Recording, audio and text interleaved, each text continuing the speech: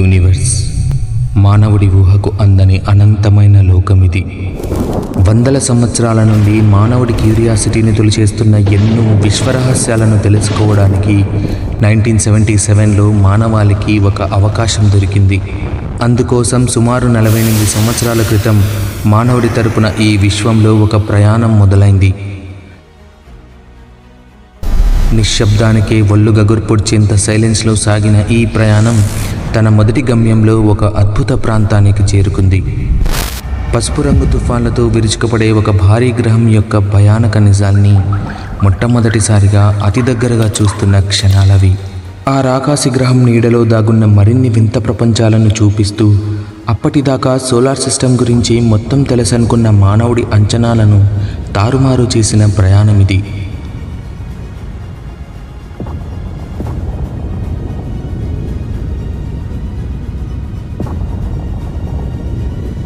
ఇవన్నీ కేవలం అంతరిక్షంలో ఒక గ్రహం చుట్టూ తిరిగే సాధారణ రాళ్ళనుకుంటే పొరపాటే. అవి భౌగోళికంగా జీవించి ఉన్న వింత ప్రపంచాలు.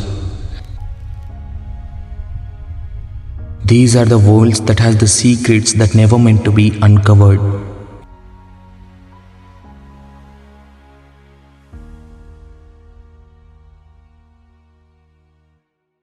ఆ ప్రయాణం ఎందుకు మొదలైంది?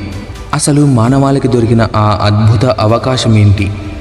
గడ్డ కట్టించే -డిగ్రీస్ ఉష్ణోగ్రతలో తిరిగి రాలేని ఆ అనంత ప్రయాణం మనకు చూపించిన అద్భుతాలేంటి? Get ready for the adventurous journey in amazing world in Telugu.